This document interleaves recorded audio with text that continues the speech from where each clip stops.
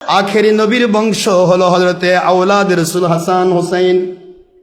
আর হাসান হুসাইনের বংশে জয়নুল আবেদিন রহমতুল্লাহ আলাইহি।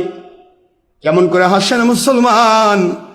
জয়নুল আবেদিন রহমতুল্লাহ আলাইহির ইতিহাস এসেছে, কোনদিন তিনি কারবালার ঘটনার পর থেকে ইন্তেকাল মুবারক হয়েছিল 70 বছর পর, অনেক বয়স হয়ে গেছিল তার।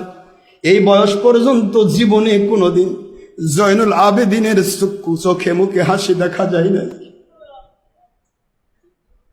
জয়নুল আবেদিন রহমতুল্লাহ আলাইহির সন্তান ইমাম বাকের, তার সন্তান জাফর সাদিক রহমতুল্লাহ আলাইহি।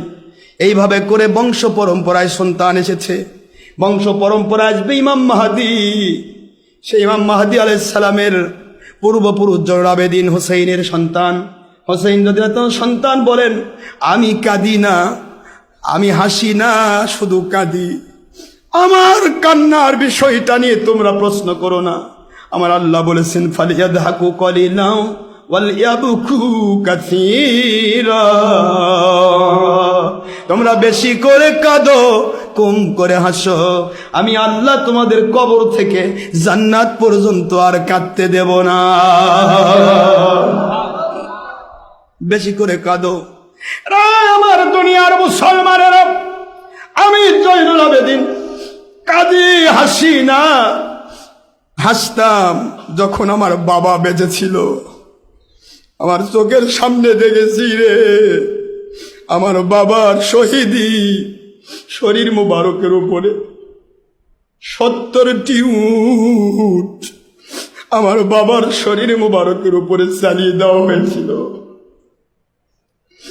বাবার শরীর মুবারকের চামড়াগুলি ছিঁড়ে ছিঁড়ে যায়, গোস্তগুলি ছিঁড়ে ছিঁড়ে যায়, শরীর থেকে তরতাজা রক্ত বের হয়ে যায়।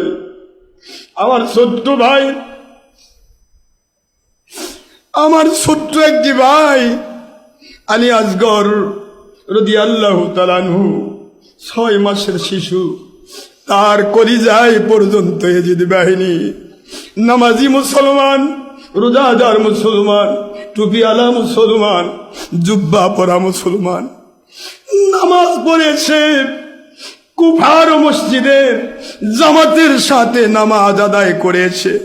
আমার 6 মাসের শিশু ভাই আলী আসগরের কলিজার মধ্যে তীর মেরে দিয়েছে রে। কেমনে আমি হাসবো? মরণ পর্যন্ত আর আমার হাসা হবে না। আমি জয়নুল আবেদিন কেমনে হাসবো? আমার জীবনের স্মৃতি, আমি যদি সেদিন এগুলি না দেখতাম। মনে মনে ভেবেছিলাম নামাজি মুসলমান কেমন করে আওলাদে রাসূলের চোখে মুখে লাথি দেয়। সেই এজিদের পক্ষে আজকের সুরমুনায়ের পীর, আজকের খারেজি ওয়াহাবি কও রহমতুল্লাহ আলাইহি, তোদের দেখবো রে জান্নাতের সরদার হোসেন কেমনে তোদেরকে জান্নাতে রিসিভ করে। আমি দেখবো রে বেঈমানের জাত হোসেন রাদিয়াল্লাহুর দুশমন, তাকে রহমতুল্লাহ আলাইহি বলে তোরা কত বড় এজিদ বাহিনী। কিয়ামতের দিন আমি তোদেরকে দেখবো ইনশাআল্লাহ। কিভাবে সহ্য হবে? আমি আবেগময় হতে চাইলাম। কারবালার ঘটনা আসলে আমি চোখে পানি রাখতে পারি না। ভয় আমি কারবালার ঘটনায় উচ্চারণ করি না। এতদিন যায় কারবালার ঘটনা বলি না, কারণ কারবালার ঘটনা বললে চুপ থাকা যায় না, ইমোশনাল হতে হয়।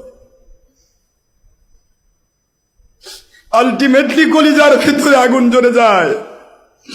আর এজিদ বাহিনী দেখলে কলিজা শুধু জ্বলে, কিছু করার থাকে না। আজকে সব এজিদ বাহিনী মিলেমিশে আমার নবীর সত্যিকারের খেলাফতের বিরুদ্ধে গণতন্ত্রী রাজনীতির সাথে মিল হয়ে কয় ওদেরটা গণতন্ত্র আর আমারটা ইসলামী গণতন্ত্র, ওদেরটা রাজতন্ত্র আমারটা ইসলামী রাজতন্ত্র, ওদেরটা রাজনীতি আমারটা ইসলামী রাজনীতি। রে মুন্সি বুঝলি না? মদ কোনো দিন ইসলামী মদ হয় না। পায়খানা কখনো ইসলামী পায়খানা হয় না, পেশাব কখনো ইসলামী পেশাব হয় না, জেনা কখনো ইসলামী জেনা হয় না, সুদ কখনো ইসলামী সুদ হয় না, ঘুষ কখনো ইসলামী ঘুষ হয় না। সব কয়টাই বুখারী দে প্রমাণ, নিষেধ হারাম, হারাম দে হারাম কখনো ইসলাম হয় না। এইটা ইসলাম মানা ফরজ আর হারাম ছেড়ে দেওয়া ফরজ। কথা বলেন না কেন?